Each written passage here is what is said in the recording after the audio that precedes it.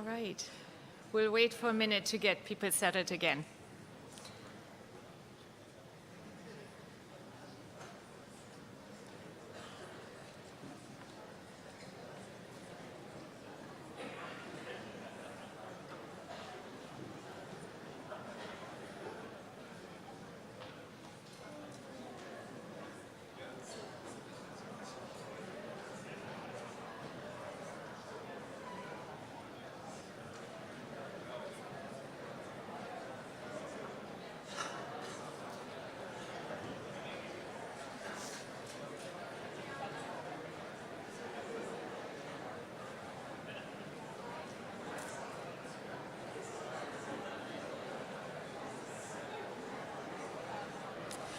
All right, good morning everybody, and welcome to the second plenary of the morning.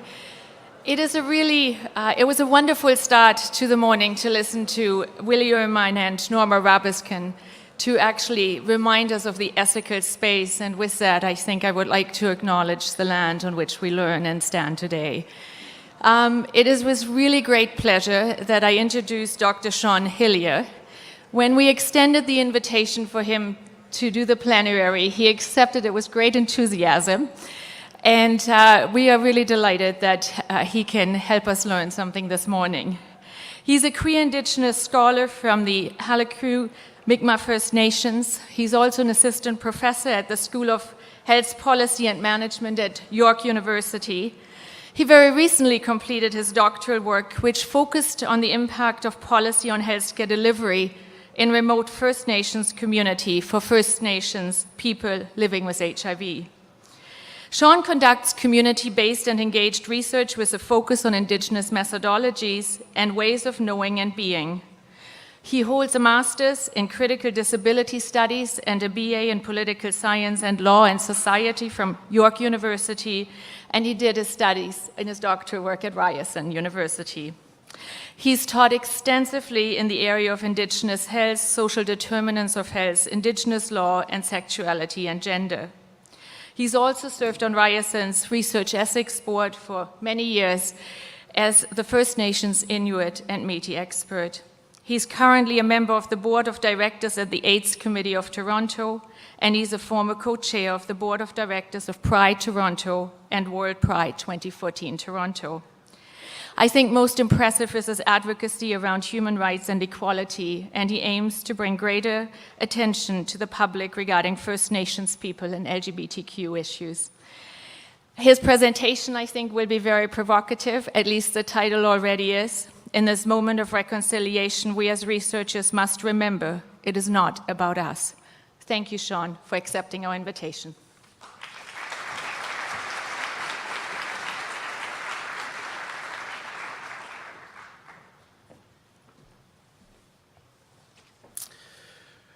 Good morning. I've been put on a very tight time schedule, which I'm not used to, so I won't reintroduce myself, but I thank Vera and Jeffrey for their kind introduction and the invitation to speak with you today. Today I want to discuss with you that in this moment of reconciliation that we as researchers and clinicians must remember that it is not about us. I would note that I have no conflicts of interest to declare. This is the one thing they told me I had to include and the one thing I forgot to put on my slides, so that is that. I forgot I have a clicker here. So, hello and good morning, Ani, hello, bonjour, and welcome. Before I begin, I'd like to acknowledge some of the amazing Indigenous people who have helped me put this presentation together: Dr. Lynn Lavallee, Patrick Hunter, Dean Ray, numerous elders, my grandparents, and my partner Cameron, who all helped to contribute either their original works or acted as a sounding board for the many ideas and critiques to which I have consolidated for you today. I'd also begin to note that as a guest to this land and as we gather here today, I'd like to acknowledge that we are on Treaty 6 territory in the homeland of the Métis. I pay my respect to the First Nations and Métis ancestors of this place and reaffirm my relationship with them. I think it's critical to understand the importance of the land acknowledgement and that you know that it is more than just words that we say, but it's the actions that we must take to ensure that we are aware of our positions and locations in a society, and how we advance and further the rights of Indigenous people across this country. I would like to thank the community for welcoming us here on your lands and for being a part of this conference. When I arrived, I took a walk through the downtown and made my way to the river, where I laid some sacred tobacco. I did this as thanks for warmly welcoming me here on your land and in recognition of the learning and the knowledge that I was going to receive during my time here in beautiful Saskatoon. This talk, when I started, I went through it a couple times, clocked in an impressive 90 minutes. So I came up with an outline to ensure that the red light wasn't on for too long. And so this is a brief overview of what you can expect today. I've cut a whole bunch of things, but have kept in what I think are the most important components that will give the key takeaways at the end of my talk. And I really want to highlight the issues of colonization in Canada and the role that you as researchers play in understanding our history beyond just learning the TRC and doing land acknowledgements. So Indigenous people and HIV in Canada. I've broken this section down into 5 unique parts to help to create an understanding of some of the issues that Indigenous people living with HIV face in Canada. But before I jump into my lengthy discussion here, I'd like to take a moment to have you reflect on this painting by Patrick Hunter. And I'd like you to take a quick look and to think about what you see. And I want you to reflect on this as I talk through this presentation today, because I'll bring it back up at the end of the presentation. But I hope that I can, in a visual way, give you an understanding of what this presentation is going to be about today. So Indigenous people living with HIV in Canada, Part 1. Indigenous people make up 4.9% of the Canadian population, and yet they account for an estimated 11% of new HIV infections in 2016. Indigenous people accounted for an estimated 10% of all Canadians with HIV in 2016, according to CAHR. And in 2017, the reported HIV cases with known race or ethnicity were reported as 20.1% for Indigenous peoples, with 17.4% of those for First Nations. What's important to understand is the impact of statistics on these numbers, and that in 2017, information on race or ethnicity was available for under 50% of reported HIV cases in Canada. There's extremely limited data on the true impact of HIV and AIDS on this key population, on Indigenous people specifically, given significant gaps and issues with HIV data reporting and surveillance. This includes having very limited data in British Columbia and Quebec and very limited data in Ontario.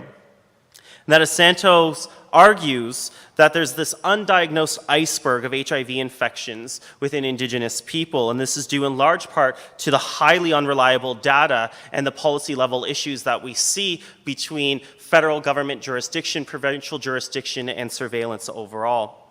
And that these limitations place significant pressures on Indigenous ASOs who rely heavily on surveillance data for their funding. And I've heard through my research directly from ASOs that the outcomes of Indigenous people living with HIV and AIDS is impacted due to the way many provinces and the federal government choose to fund Indigenous ASOs based off of the surveillance data. And that we must do better as researchers and clinicians to better understand the system level issues and outcomes that relate to these gaps. So I'm going to start, this section around colonization and HIV and Indigenous peoples with a quote. And this quote says, "While there continues to be a proliferation of research on the contemporary health outcomes of Indigenous people, colonization or colonialism rarely figures as a part of the explanation. On the rare occasion when colonization is mentioned, it is usually situated as a historical event rather than an ongoing process that continues to impact negatively on Indigenous health outcomes."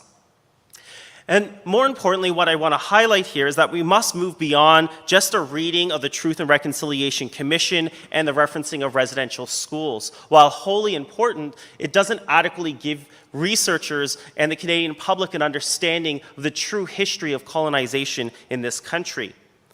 That you as researchers must understand the history of erasure, of massacres, including the extinction of the Beothuk people, of mass rape, of the 60 scoop, of smallpox blankets, of nutrition experiments on Inuit children, forced sterilization, the violence that are experienced by our women and girls, and the massacres of Indigenous people, and the continued over-apprehension of Indigenous children by the state. You must understand our history and the current state in order to truly understand the colonization that has taken place and to give truth to the stats and figures and work that you do on a day-to-day basis. Along the same lines, we must also recognize the forced migration of Indigenous people around this country. In Ontario, Quebec, and BC, 90% of HIV specialists live in our urban areas. Indigenous peoples continue to say that they are forced by powers outside of their control to leave their communities in order to access many of the healthcare services that they need and require. Boyer notes that healthcare services that are accessed by Indigenous people are very powerful colonial tools and forces that affect how people seek out and access care. And certainly within my own research, I've heard from many Indigenous people who have said that they choose to just not see doctors due to racism and stigma and various other issues that they face, and that they see extensive barriers in accessing very basic levels of treatment, let alone ongoing care.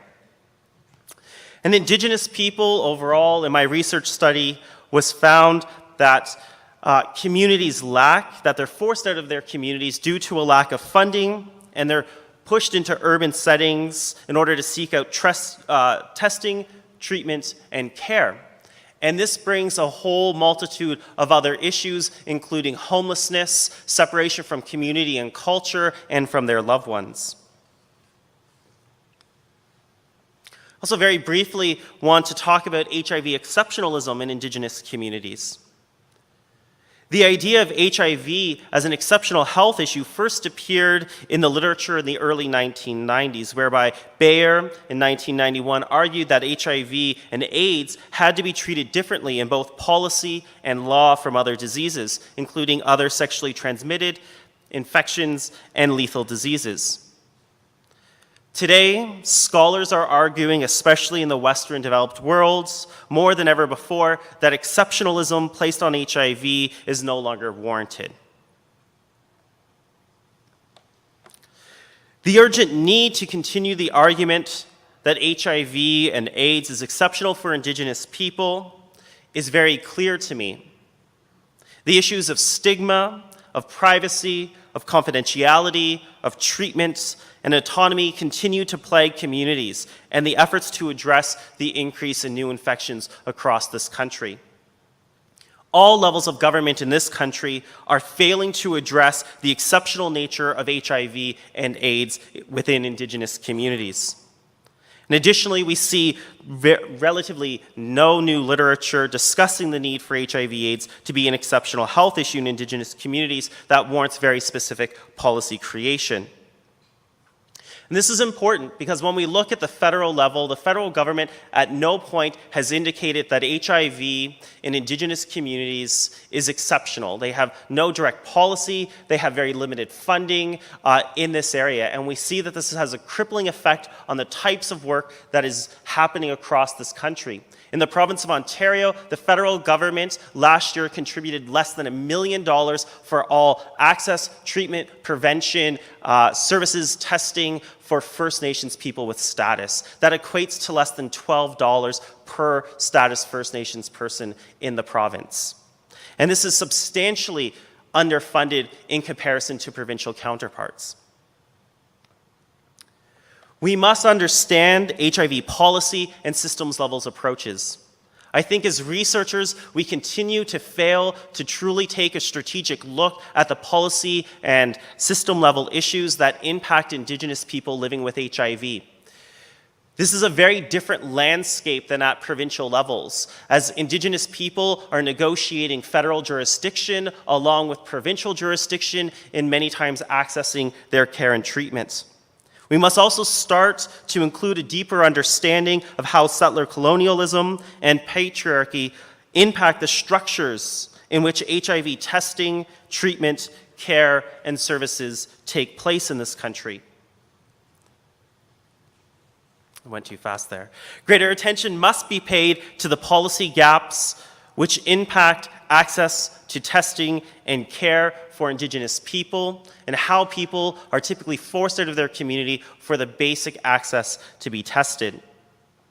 We must confront head-on the realities and lived experiences that many Indigenous people living with HIV and AIDS face, and the ongoing systematic barriers they have in accessing care in our society. We must also stop congratulating the federal government and governments across this country who for generations have stolen from Indigenous peoples, who have underfunded in every possible aspect that they could, including decreasing HIV funding in Indigenous communities from 2015 to 2018. And then they expect praise when they announce new limited funding initiatives, as they did this summer at AIDS 2018. We must stop giving voice to the federal government for their continued apprehension and neglect of Indigenous people in this country.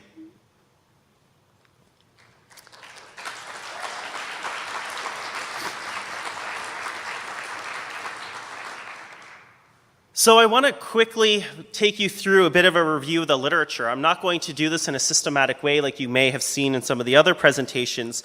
Instead, I did a review of the literature from Canada in the past 5 to 10 years, and these are some of the observations that I made after having read and reviewed that literature.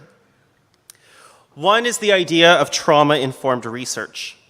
Substantially, the research focuses on the traumas that Indigenous people have experienced. We must resist the urge to focus primarily and sometimes solely on the traumas that Indigenous people have experienced. We know the traumas we have experienced. We don't need you to continue to tell us that.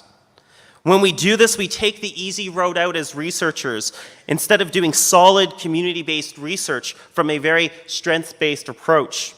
You must ask yourself, what does this research seek to achieve, or how does it better the communities and our collective understandings?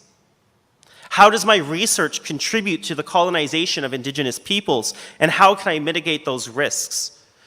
You must critically ask yourself, how does this research benefit me as a non-Indigenous person, my research agenda, and my career, versus the benefits that are going to be going back to the community and individuals living with HIV and AIDS?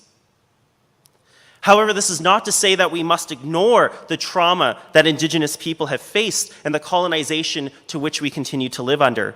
But instead, we must look at the resiliency of Indigenous people to those traumas whenever possible, and to understand how we have survived through a genocidal government for the past 250 years.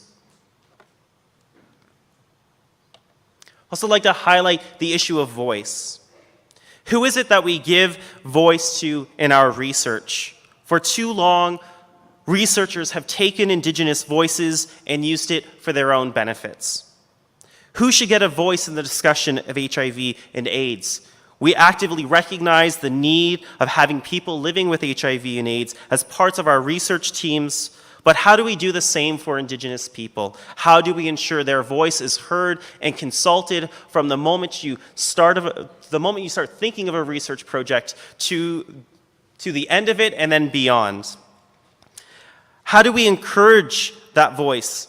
And how do we learn from the experiences and the knowledge that Indigenous people have? How do we ensure that it is given prominence within the research outputs that we have?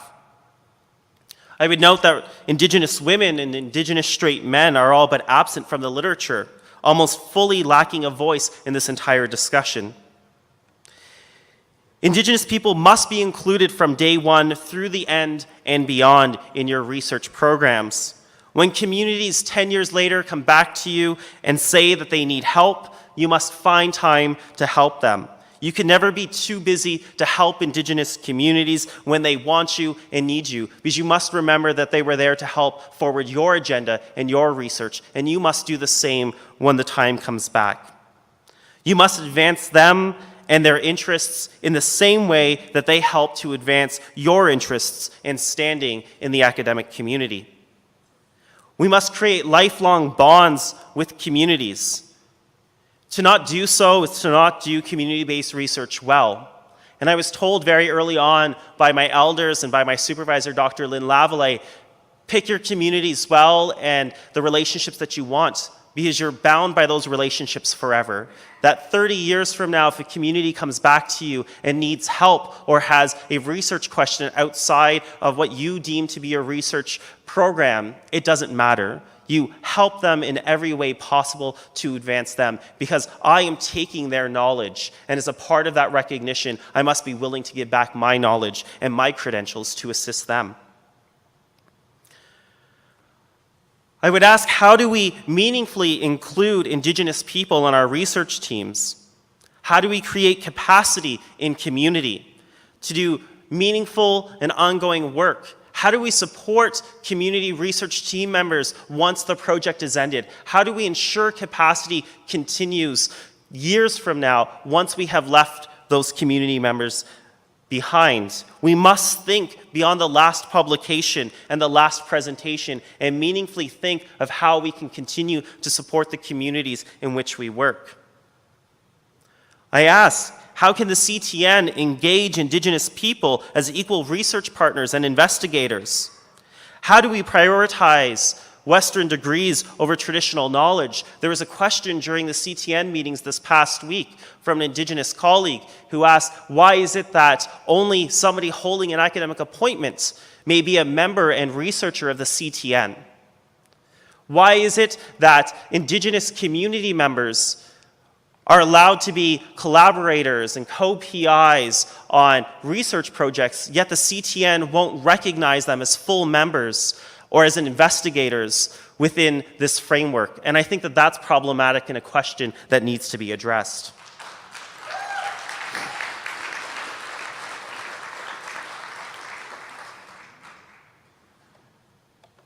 We must understand the role of colonization and heteropatriarchy. This is all but absent from the discussions of Indigenous people living with HIV. There's a clear lack of discussion regarding the role of heteropatriarchy plays in the continued subordination of women, of men who have sex with men, and two-spirited people, and the risk factors that this may lead. There's a need for critical literature which explores the role that colonization plays in the risk factors of Indigenous women, of men who have sex with men, and two-spirited people, as colonization heightens the power of heteropatriarchy, of homophobia, and of sexism in our communities and beyond. I would note of the significant loss of two-spirit stories and understandings within our communities, and how this has had a very clear impact on the feelings of togetherness for gender non-conforming individuals that live in our communities, and that many two-spirited and LGBT community members who come from First Nations communities talk about the lack of acceptance and the loss of stories and the homophobia that they experience due to the imposition of religion within their communities. I'd also like to highlight the idea of post-colonialism.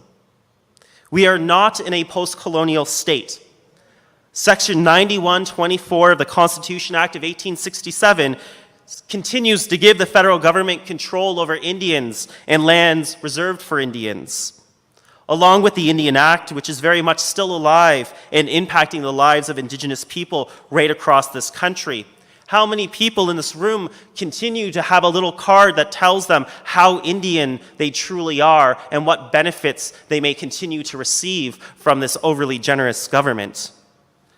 To discuss colonization as post is an insulting proposition to those who continue to suffer at the hands of the Government of Canada and continued settler violence, including research violence that is still taking place across this country.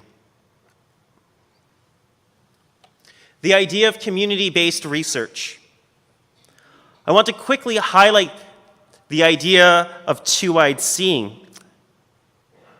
Two-eyed seeing was a term coined by a Mi'kmaq elder, Albert Marshall. And if you truly know what two-eyed seeing is about, it's about accepting Indigenous knowledge and ways of knowing and to work alongside and equally with Western ways of knowing. Instead, what I have seen in the literature and what I see at posters, even presented here at CAHR, continues to be a way out of meaningful engagement. That people write that they're doing two-eyed seeing, yet the proposition is that their research is stooped in Western ways of knowing, those Western methods come first, and then there's some discussion of the Indigenous things that took place, that we had a sharing circle.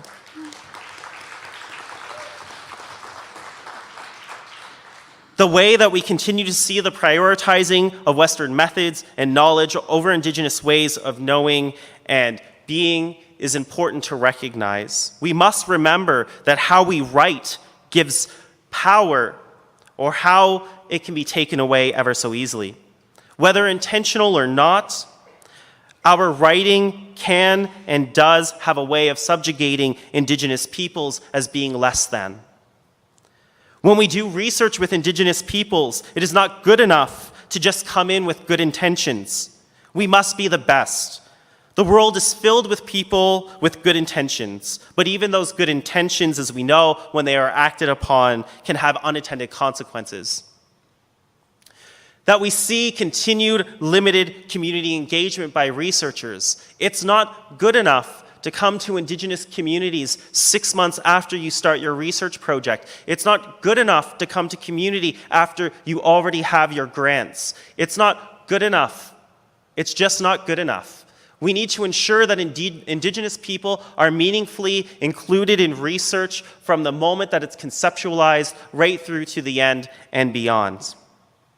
And I think communities are starting to become more aware of this and are really starting to say, no, we don't want to be a part of this research because we haven't had an equal voice to it.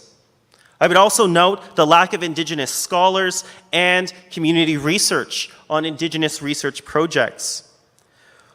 I would ask, when you bring on community members and community researchers, how do we empower them at the end of the research project? How do you support them to continue doing the work that they've learned on your project? What resources do we devote to this?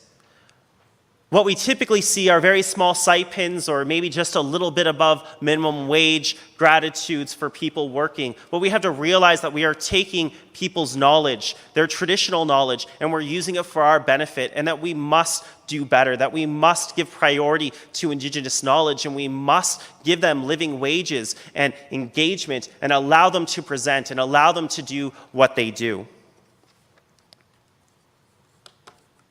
This is one of my... I debated taking the slide out or not. So, I also want to quickly talk about queer theory and indigenizing research. I would hold that queerness is contaminated with HIV, and that HIV is contaminated with queerness, and that for many Indigenous communities, religious imposition has resulted in significant stigma, especially in its relation to sexual diversity or difference. Ways to address these problems exist within Indigenous knowledge systems. However, we see in many instances of queer theory taking responsibility for the problematizing of many issues that we see in communities, as if they were the first and only ones to think of it. Queer theory can and it should play a very central role in helping to unpack the ideas and problems that face queerness and heteropatriarchy and gender issues and queerness in Indigenous communities. We must remember that religious imposition has resulted in two-spirited people being forced from their communities. And for many of my straight male participants in my own research, for them, this imposition means being labeled as gay due to their HIV status. In some Indigenous communities, the imposition of HIV as being gay is very much present and alive, being reinforced by church doctrine and continued government policies, including the continued, yet very decreasing ban on MSM blood donation. However, I would also note that queer theory needs to be conscious of what I call its Columbus complex. It clearly acts in some ways as though it has discovered the world.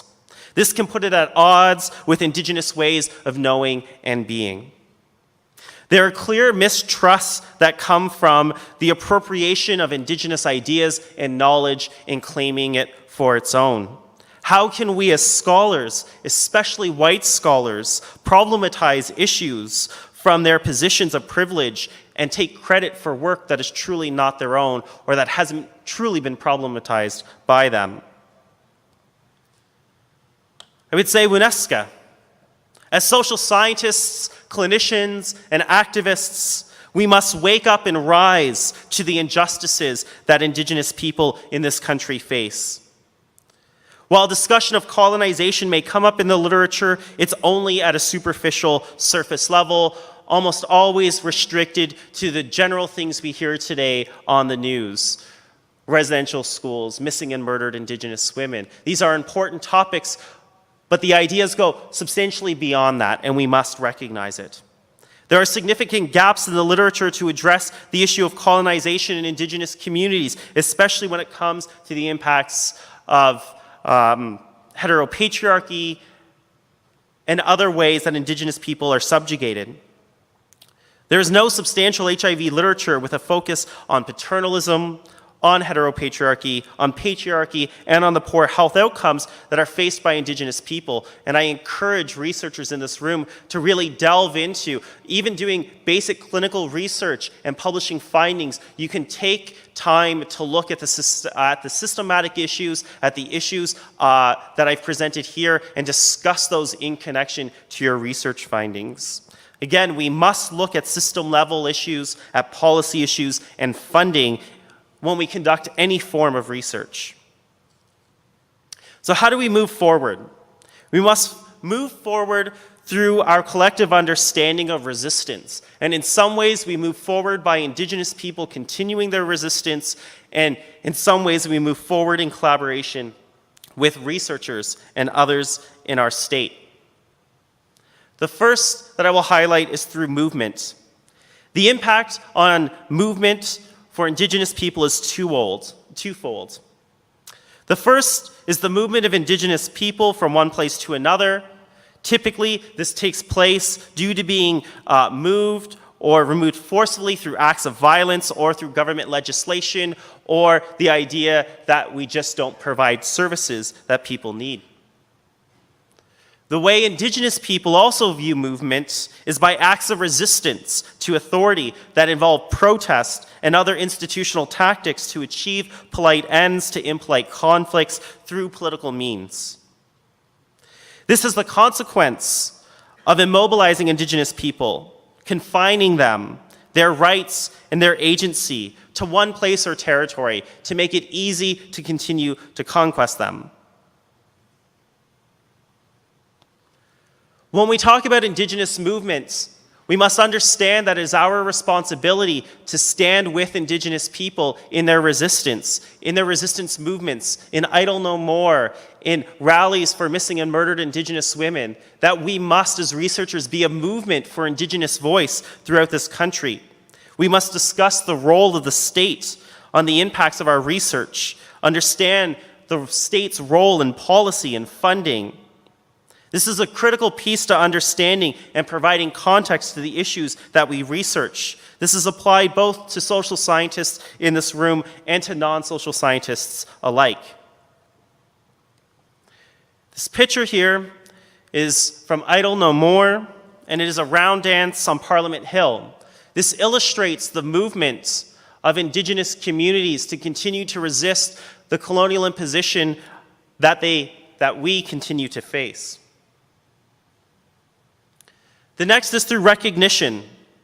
This is a way of articulating resistance by insisting that others, including the settler state, recognize Indigenous people, that they recognize their existence, and that they recognize their presence on these lands. Recognition is not only a macro-level phenomenon that takes place between a settler state and Indigenous communities, but it is also micro-level. It is the interactions between individuals, including researchers and their individual participants. You must recognize the agency, the autonomy, and the sovereignty of the people that you are working with, and the imposition that they have been placed within, and the connection that they have to this land.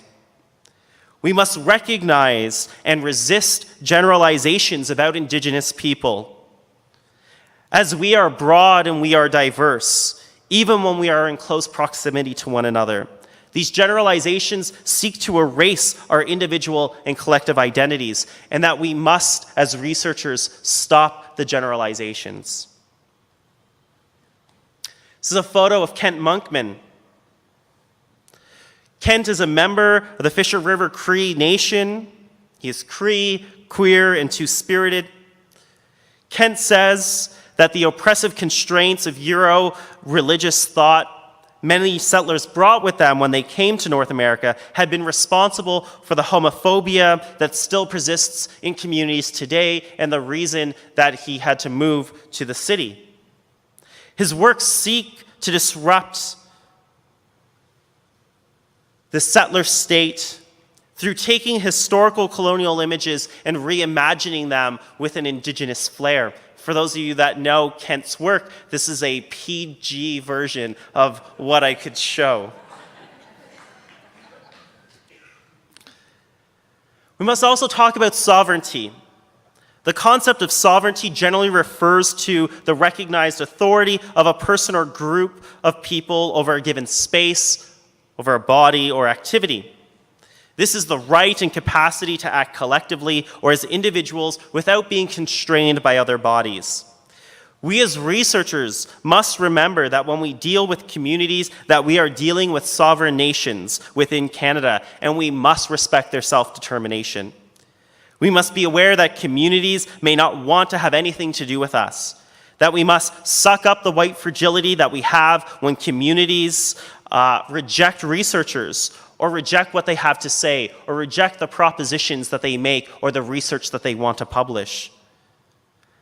That nothing about doing Indigenous research is meant to be easy. If it isn't hard, and if it isn't demanding on your time, or if you don't find it taxing, I would question whether or not you're doing it right or doing it appropriately. We must also recognize the biopower that is inherent in research involving people living with HIV and AIDS. Your research must empower your participants and your communities. For far too long, researchers have stolen, brutalized, and killed Indigenous bodies and their knowledge.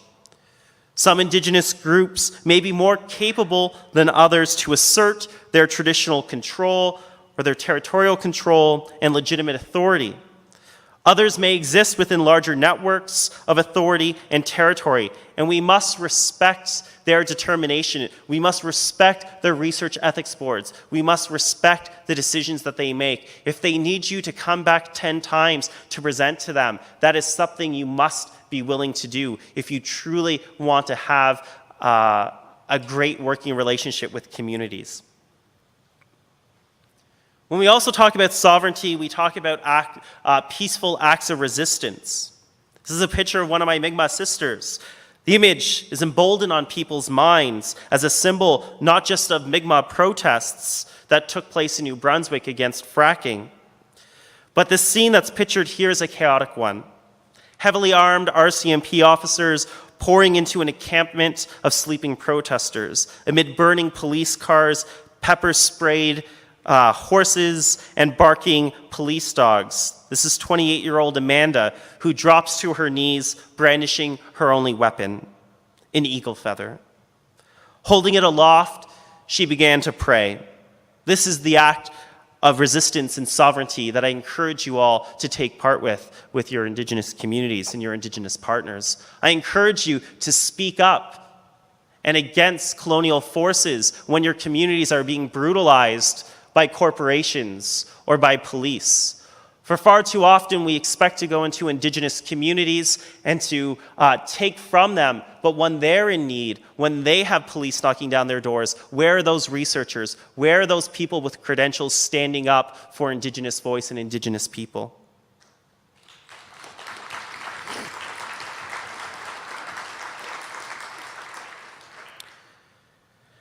Difference. Difference is expressed as the ongoing existence of Indigenous peoples, of their bodies and language, in the face of genocidal potential of the violent assemblages of Europeans surrounding them in the settler state.